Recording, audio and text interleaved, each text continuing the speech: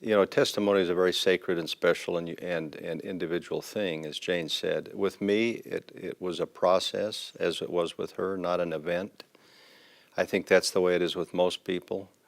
I think so very many people, Heidi, look for an event in their lives and say, okay, now I have a testimony, and yesterday I didn't.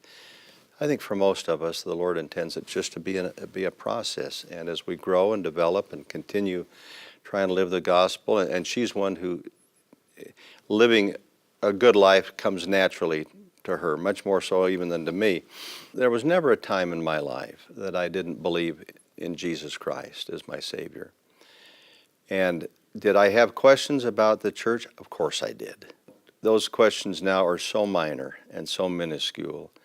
And the longer I live, and the more I see, and the more I'm around the brethren, and the more I see this magnificent organization that we call the Church of Jesus Christ of Latter-day Saints, and the effect it has on people's lives, and how they change, and how they soften, and how they become open and receptive, the more my testimony grows. So I absolutely know the gospel is true.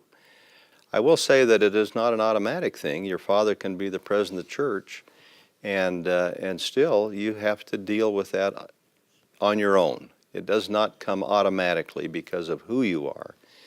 It comes to you by what you do and how you approach the gospel. But it started out with me with a testimony of the Savior.